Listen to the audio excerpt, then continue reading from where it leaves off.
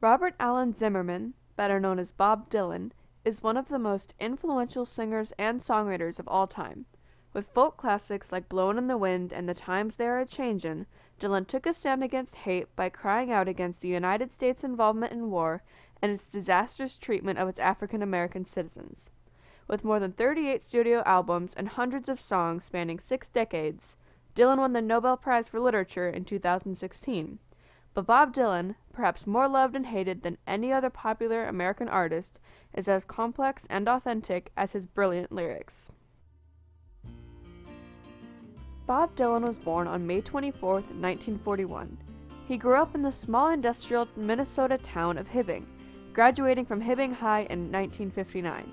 Shy, slightly built, and suffering from asthma, Dylan found comfort in music throughout his life. He began writing his own music in his teens and performed in small venues throughout his 20s. He ended up dropping out of the University of Minnesota to pursue his music further. In 1961, having no clue how far his music would take him, Dylan signed his first recording contract with Columbia Records. A year after being signed, his first self-titled studio album was released, but the record received little public attention. His second album was called The Freewheelin' Bob Dylan.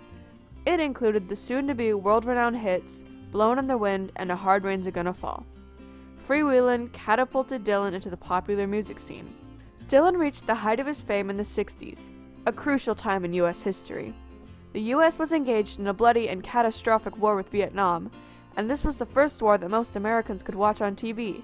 Shocking images of napalm children, bloody young GIs, and protesting college students shot to death by police. If the trauma of the Vietnam conflict weren't bad enough, the Cold War with the Soviet Union continued to sizzle throughout the decade. Songs like Blowin' in the Wind and Masters of War both describe the hell of war within their lyrics. By making anti-war songs popular, he helped Americans unify over their horror and grief around a very unpopular war. The 60s were also the heart of the Civil Rights Movement. With Rosa Parks and Martin Luther King Jr. taking their own stands, Dylan told the stories of the civil rights activists, bringing their cause to the masses. Bob Dylan released Blowin' in the Wind in 1963, at the pinnacle of the civil rights movement. He performed the song at a historic voter registration rally in Greenwood, Mississippi.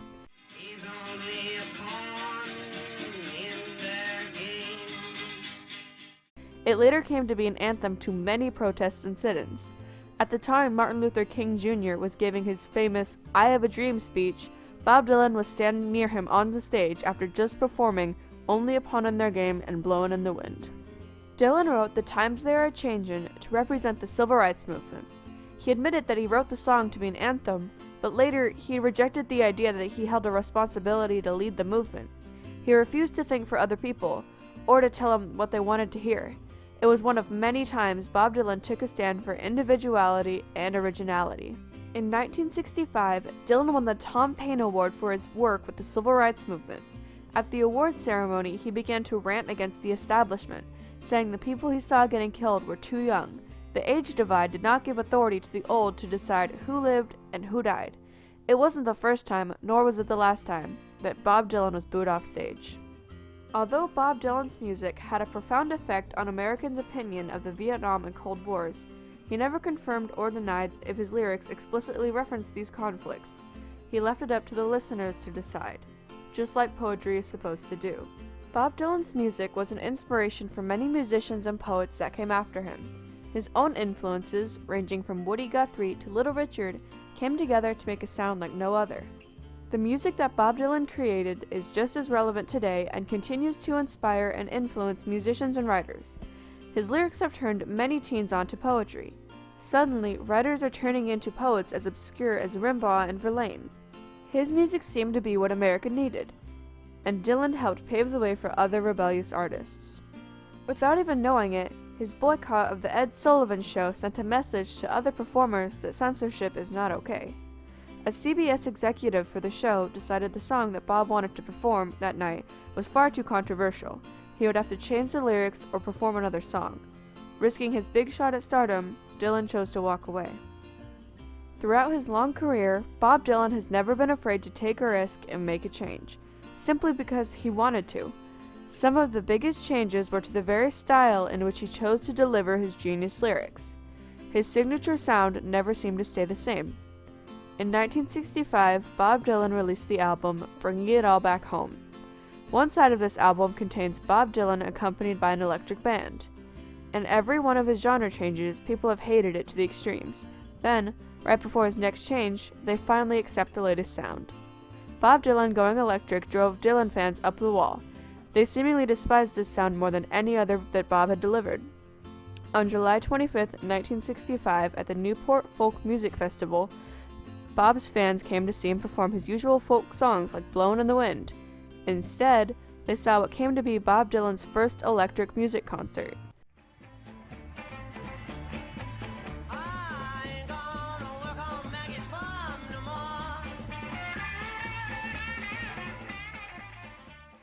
He was then booed off stage. In 2016, the legendary singer and songwriter received the Nobel Prize for Literature. While many fans celebrated the coveted award, there were many critics who felt it was a mistake. Some believe that his music, by itself, is lyrically moving, but they do not consider it literature. That's fine. I'll tell you why I think that's a complicated question. The problem is there's no Nobel Prize in songwriting.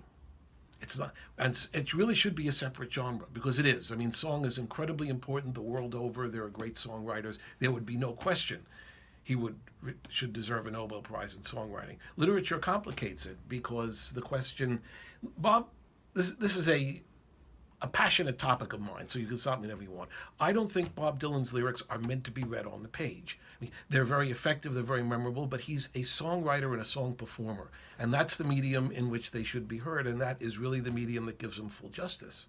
You know. However, the Norwegian Nobel Committee believes that Bob Dylan did deserve the Nobel Prize for having created new poetic expressions within the great American song tradition. His genius lyrics encouraged change that the world needed. At the Nobel Prize award ceremony, Swedish literary historian Horace Engdahl defended the committee's decision. In the most unlikely setting of all, the commercial gramophone record, he gave back to the language of poetry its elevated style, lost since the Romantics. Not to sing of eternities, but to speak of what was happening around us, as if the Oracle of Delphi were reading the evening news.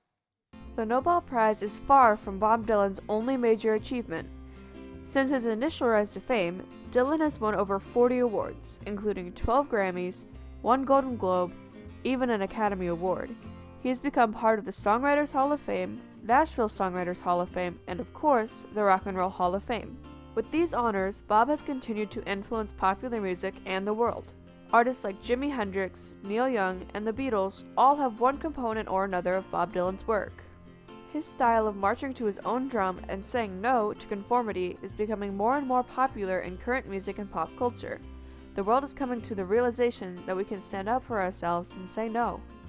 Not one to rest on his laurels, Bob Dylan is working harder than ever. A Frank Sinatra cover album, Fallen Angels, came out last year, and another, Triplicate, is due out this spring. The 75-year-old is touring Europe right now.